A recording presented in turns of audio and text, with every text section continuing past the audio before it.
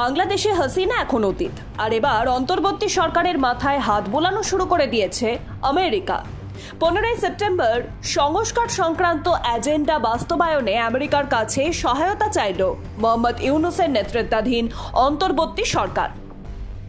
বাংলাদেশ সফরে এসেছিল মার্কিন ট্রেজারি বিভাগের আন্তর্জাতিক অর্থ বিষয়ক সহকারী সচিব ব্রেন্ট নেইম্যানের নেতৃত্বাধীন এক মার্কিন প্রতিনিধি দল। আর এই দলে ছিলেন মার্কিন বিদেশ দফতরের দক্ষিণ ও মধ্য এশিয়া বিষয়ক সহকারী সেক্রেটারি ডোনাল্ড লু। তাদের সামনে অন্তর্বর্তীকালীন সরকারের প্রয়োজনীয়তাগুলি তুলে ধরেন ইউনূস। মার্কিন প্রতিনিধি দলের সঙ্গে 1 ঘন্টা বৈঠক করেন অন্তর্বর্তী সরকারের প্রধান। বাংলাদেশের বর্তমান পরিস্থিতিও তাদের সামনে তুলে ধরেন। ইউনূস জানান, বিচার বিভাগ, পুলিশ, নির্বাচন কমিশন এবং সংবিধান সংস্কারের জন্য একটি দুর্নীতি বিরোধী দল গঠনের পাশাপাশি 6টি কমিশন গঠন করেছে অন্তর্বর্তী সরকার। দেশের পুনর্গঠন, গুরুত্বপূর্ণ সংস্কার এবং চুরি হওয়া সম্পদ ফিরিয়ে আনতে আমেরিকার সমর্থন দাবি করেন ইউনূস। বাংলাদেশকে অর্থনৈতিক সুযোগ সম্প্রসারণ এবং প্রতিষ্ঠান নির্মাণের জন্য সহায়তার প্রতিশ্রুতি দিয়েছে মার্কিন প্রতিনিধি দলটি।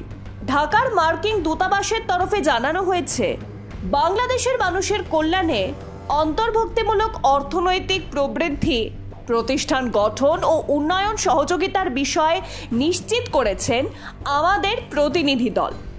যেহেতু বাংলাদেশ আরও ন্যায্য এবং অন্তর্ভুক্তিমূলক ভবিষ্যতের দিকে এগিয়ে যেতে চাইছে, যুক্তরাষ্ট্র সেই প্রচেষ্টায় সহায়তা করতে প্রস্তুত। এর জন্য বাংলাদেশকে 20 কোটি 22 লক্ষ মার্কিন ডলার সহায়তা দেবে বলেও প্রতিশ্রুতি দিয়েছে তারা।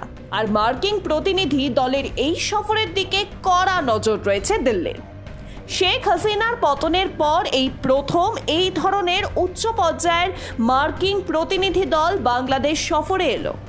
শেখ হাসিনা মার্কিন প্রশাসনের ব্যাপক সমালোচক ছিলেন।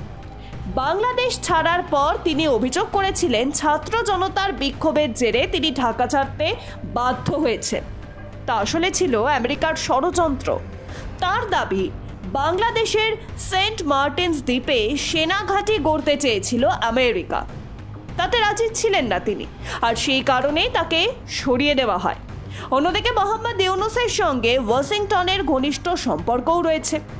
কাজেই হাসিনা বিদায়ের পর বাংলাদেশে আমেরিকা ছড়ি ঘোরাতে পারে বলে আশঙ্কা।